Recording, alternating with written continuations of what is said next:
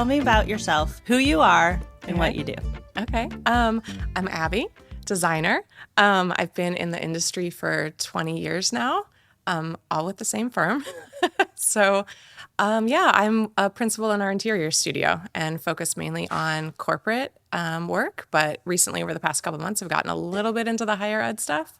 So that's a little bit of a new world for me. Okay, all with the same firm. I feel like that is really significant because not everyone can say that, and that means a lot for you to stay, but also for them that like they must be doing something right if you stayed, right? Yeah, I mean, we have a lot of people in the firm who are like a good 10 years plus, 20 years plus, 30 years, which I think speaks volumes. I think we have a really good group, but also I've gotten the opportunity to, within the firm, to go to other office locations. So went out to DC for a year, went out to Portland for 2 years. So it's been nice you still kind of have the same overall family. Yeah. But you get to explore new cities and new clients. Change it up. Yeah. Fun. Yeah. Well, we talked so much last night and had so many impactful, like super powerful conversations about the workplace and about just the culture of design. And I wanted to ask you, what conversations do you feel like we need to be having more in this industry? There's a lot of value, I think, to continuing to talk about creation. I think sometimes in our industry, we get a little bit bogged down in the weeds or the details or the behind the scenes part and lose a little bit of that spark. And the client is like, that's who we're designing for, and that's our end user. And we need to be able to design specifically for them and not just something that we think looks pretty or we like or is trendy. And so I think sometimes you lose a little bit of that when you're designing so quickly. And having design charrettes within the studio or having field trips to go see projects that are completed or other architecture in the city or things like that to help boost that and reinvigorate that spark, I think is really important because sometimes it does get a little monotonous back there. But honestly, just a little bit of that. I know everybody says it, but that work-life balance, things are getting faster and faster and faster. And I think the younger generation has a really good way of kind of putting that boundary up. Like, this is my work time. I love what I do, but this is my work time and this is my personal time. And I think a little bit of the older generation struggled with that when we first started out. And so just being as open as you can in the studio, just being communicative, having those conversations with your team and making sure that they feel comfortable coming to you with anything, whether it's design related, personal related, schedule related. I just feel like we need to be more open and more transparent. In our firms, across firms, like within the city. You know, we've had a great day yesterday talking through and getting to meet, and I got to meet a lot of different designers from all across over the country. And hearing their perspective was great, but also it's a nice support system to have, which I think sometimes doesn't feel that way because you always feel like you're competing with other firms. And so getting to talk to them and listen to them and their stories, and we're all just humans and we're all just trying to do the best that we can and we're all trying to do great design and have happy clients, and that's all it is at the end of the day. Absolutely. Well, you mentioned two things that stuck out to me. The first one was about creativity. So what are the things you're saying as a leader to your people to get them to pause and be more creative? I think sometimes you get bogged down with money and budget and these restraints, or not even money and budget, but client wish list items, and it feels a little bit constraining. And I think especially for the younger folks coming in, you had that freedom in school where you could do anything and you had the ability to design to your ideal and without those constraints. And so I think sometimes that I've found and seen in some of my folks is that hinders them a little bit, and they get so worried about meeting budget or meeting the client's wishes or whatever that it's almost like that blank white piece of paper that you're staring at. It's like, where do I even start? Like, I'm frozen. I always try to just tell them, look, your perspective is great. Design, you've met the client, you've heard what they said. Design what you want. Forget the constraints. Design what you think works best. And then we will sit down and go through that and be like, okay, love this. Okay, we need to tweak this because the client, was maybe thinking this. Okay, this is a great approach, but it's a little expensive. We can achieve the same look with less with this design, with this material or whatever. And so I think sometimes you lose a little bit of that creativity. And so just being able to back out and be like, okay, you know what, let me just have a free moment to design, and then I can dial in and figure out how to tweak it to meet the needs. Yes. Well, it's that freedom of space that you're allowing and the ability to say, okay, forget, the constraints, throw them out the window and like design to the fullest that you can. And that's, I think, powerful as a leader to be able to do that, because I think we're so often bound by, the constraints. And I'm so worried about that. Yeah. And then the second thing that really struck me was like the work-life balance, right? That's a hard thing, but I think it takes a brave leader to say, we're not going to do things like we used to. We're going to change the narrative within our studio, and we have the power to do that. So speak to that. Yeah, I mean, I think you're right. Like now, I've worked my way up, and now I do have the ability to help set those limitations, which I think is a good thing. Early on in my career, you can burn out really quickly with the hours that you're putting in. And now having the ability to have those conversations and schedule with my team and understand exactly what's on their plate and how much time they think it's going to take. And do we need to get hands in from other offices to help, or do we need to ask the client for more time? And I think being more open to having those conversations is something that's happened in the past recent years, because I do feel like we were almost hesitant to offend the client in the past, where they'd be like, can you have that to us, in 2 days? And you have the ability to say, you know what, actually, I need to go talk to my team, or, it's a decent amount of rework. We actually need 4 days to get that done.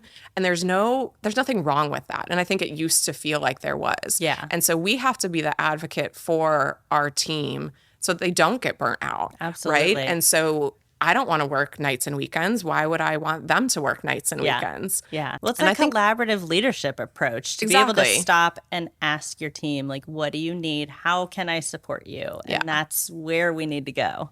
Yeah. And you have to be flexible. Every person on your team has a different personality and a different work type.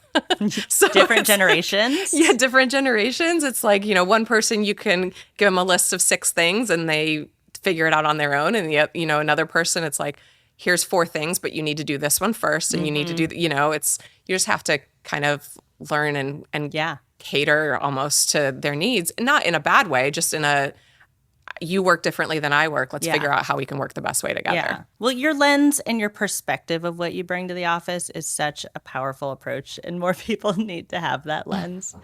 But we developed a really cool system with how to have unpack conversations around people and place and purpose and growth and career and all the things we're trying to tackle on this podcast that matter to push our industry forward. So for the next question ahead, I want you to pick a card.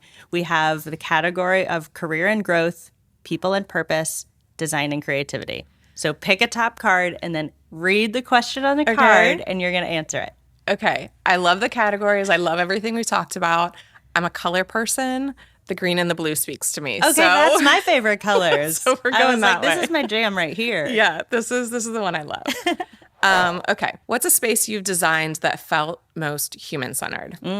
That's a great question. So it's been a few years. Not to say that we haven't done more, but I think my favorite project was back in 2017, 2018, I think. We designed a headquarters for a tech firm in Charleston, South Carolina. Every time you try to get to know a client, to design their space, it's always helpful to understand exactly what they do. And I will be the first to tell you that I am not very technologically minded. So technology companies are like, yeah, we do this is, and I'm like, that just went over my head. So Great. The easiest way I can explain this, and the best way they explained it to me, is that they are a company that focuses on K through 12 educational studies and also charitable communities. So, for example, they designed the software behind, a long time ago, but the ALS Ice Bucket Challenge. Yeah. So they designed the software to collect the money to bring that in. Wow. So I'm like, okay. So in designing their headquarters, everything that they do on the charity side was very important to them, and being part of the local community. And so we took different aspects of items that they've done. For example, one of their charities helps with water conservation in Africa. And so part of the design on the exterior of the building was a rain chain and a barrel and collecting that water and repurposing it out into their landscaping. And so all these little kind of key little pockets in the design told a story of not only who they were, but who their clients are and what they did to support those causes.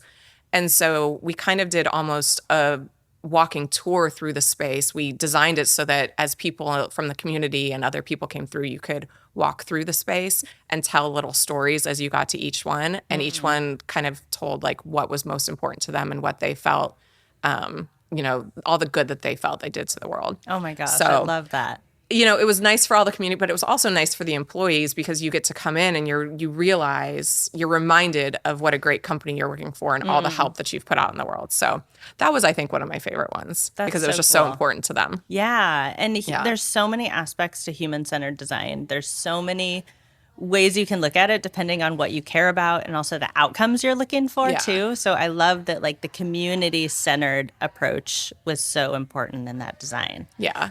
Okay, I'm going to pick your next card. Okay. Do you trust me? I don't have a choice. No, I do. You don't have a choice. So, okay. Ooh, okay. So this is my favorite question. I actually ask all my guests this, so I'm glad this one came up. So did you help write all these or did you write all of them? Yes. Okay. All yes, right. I did. So, Abby, Yes. what are you uniquely doing to make the world a better place? Wow. Okay, that's intimidating. What am I doing to make the world a better place? I mean, we'll just go with the straight. Like, I think on the design side of things, anything we can do to be more sustainable is incredibly helpful. So rewriting our specs to make sure things are reusable or environmentally friendly or green, things that can just inherently happen in a project without costing the client money is very important. So that's kind of on the work side. On the personal side, I love getting involved in the community. We do a lot of charitable events through work, but I also work a lot with Habitat for Humanity in Atlanta. Going out and building the houses and everything kind of speaks to the way I grew up and helping my mom and my grandpa with construction in our house and remodeling. We were always doing something and seeing the houses get built. Love that. I know it's not the most like extravagant thing, but I love the smell of wood on a construction site. Yes. Love the sawdust, love all of that. I'm the same way. And then getting to see the family at the end. If you can stay, sometimes you're just there for a day, sometimes you're not. Knowing that you're hopefully helping somebody because everybody deserves a roof over their head, Everyone it's like deserves that. Yeah. An organization also that's so close to the design world and construction and what we do. Yes. And we talked about your background and growing up, and it all connects to like that purpose, right? The purpose behind what you do. I think there are so many great charities out there that you can get involved in, and there are so many different ways to do it. For some reason, like just the design community, I know we work in it all day long, but that helps spark a little bit of creativity on the outside too, outside of the hours. So that's a lot of fun. That's awesome. Yeah. Do you want to pick the next card? I'm going to go back to the green one. Gonna go to the green. Oh, first draft or final reveal. Which do you love more? Ooh. That's an easy one for me. It's the final reveal. That's what you've poured your heart into for the past 6 months, year, 2 years, 3 years. Also, I think getting to see it come alive. Like you have your vision on a napkin. And also, as much as I love design itself, I actually personally like kind of the process side of things a little bit more. So getting to see that built and getting on site and getting to see younger folks going to be like, oh, wow, like I did that. Like I came and then getting to go back and we try really hard to be able to stay in touch with our clients and see how they're using the space and getting to hear their feedback is always works, fun. what didn't. Yeah. So it's always fun to see it come to fruition and be like, this is a really cool, beautiful space. But then hearing them, we love it. It's made life easier, or we love coming to work, or any of that. So definitely final reveal for me. Final reveal. Yeah. That's so awesome. Yeah. Well, Abby, thank you so much. Yeah. I feel like you're making such a difference in not only your firm, but in the work you're doing throughout, your your life and your passions and your Thank you. human-centered thought. And you're such a great addition to these conversations on people, place, and purpose, because you get it at the team level, you get it at the design level, and how we really need to move this industry forward, which is like one person at a time, one team at a time, one project at a time. We're doing it. So we're trying. Thanks for being part of the conversation. Thanks for having me. Thank you.